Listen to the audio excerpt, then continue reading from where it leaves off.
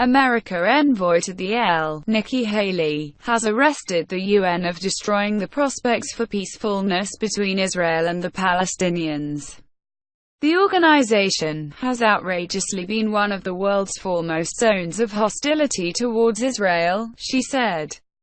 Mrs. Haley was addressing a crisis meeting of the Reliability Council called after Chief Executive Donald Trump's decision to move the U.S. charge to Jerusalem.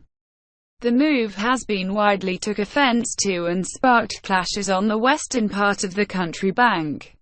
His home country of Israel has completed air attacks against targets in the Gaza Strip, injuring a number of people, after Palestinian militants fired rockets into Israeli territory. 2 Palestinian men died after Israeli troops fired on crowds in Gaza during clashes earlier on comes to an end.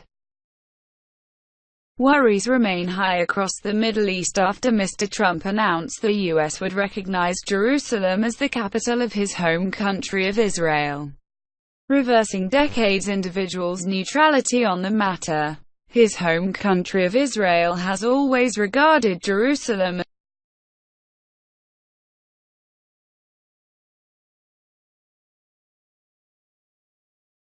as its capital, while the Palestinians claim East Jerusalem, occupied by Israel in the 1967 war, as the capital of a future Palestinian state.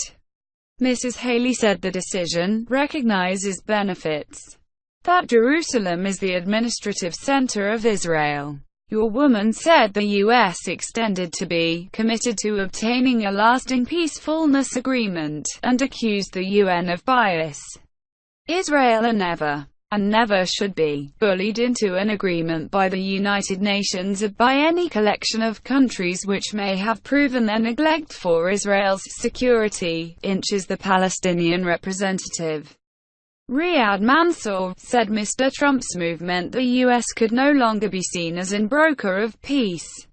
Complicity must be recognized, this individual said.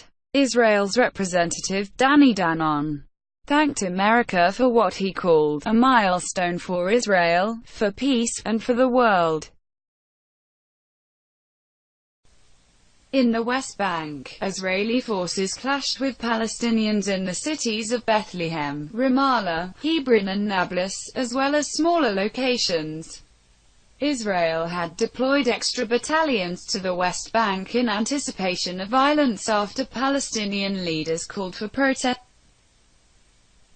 after Friday prayers. At least 217 Palestinians were wounded in confrontations in the West Bank and East Jerusalem, Palestinian medics said. Elsewhere, demonstrations against Mr. Trump's announcement have spread.